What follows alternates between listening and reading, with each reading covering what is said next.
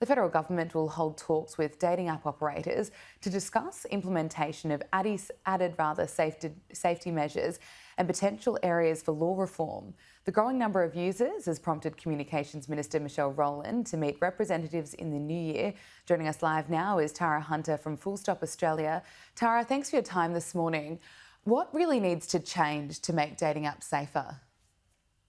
We need a number of changes from the apps themselves, some processes around checking ID, and also capacity to manage people that have a history of perpetrating violent crimes and domestic violence. But we also need to look at legislation and response systems. So if we have all those things in place, we also need the systems in place from a legal perspective. So if people are reporting, they're going to the police or they're going through the legal systems, we really need a responsive system. We've seen more recently with the murder of Danielle that people are already in the system, but we're not getting a good response around the crimes that they're perpetrating and keeping people safe. So you'd like to see law reform coming out of this meeting between the federal government and dating app operators? Absolutely. Does some of the responsibility, I should say, fall on these dating app operators for them to be responsible to properly vet and verify their users? Yeah, I mean, look, I think about in terms of how we look at employment checks, there's no reason why the dating apps themselves can't do that. And I imagine for them, in terms of wanting to keep their customers safe and actually being more attractive for users, because I guess as particularly for women, it's not necessarily, an ideal situation when you're using a service where you don't feel like you can be kept safe.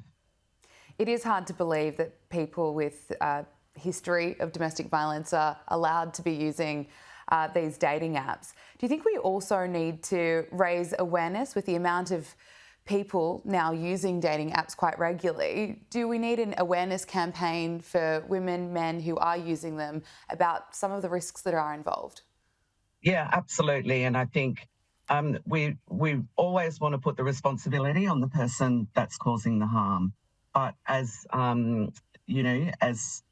as society, we can also do better in terms of that prevention piece. And there are lots of opportunities within the app themselves where you could provide, short ads or education for people that are using the apps. Yes, so Yeah. it would be great. Yeah, it sounds like it's pretty needed. What are you hearing from women, people who are using dating apps? And when you've been speaking to those users, what do they say really needs to change when they're going on it? Well, they want to know that they feel safe, and they also want to know, and it's hard at the moment because we don't have the proper ID checks, so people can turn up as whoever they want to be, and we know from experience, from recent media articles and people coming forward, that there's lots of really bad experiences for women. About a third of women experience some sort of physical sexual violence, but many are also sexually harassed through the apps as well. The statistics are hard to comprehend, really. Yeah. Tara Hunter, thank you so much for your time. Appreciate it.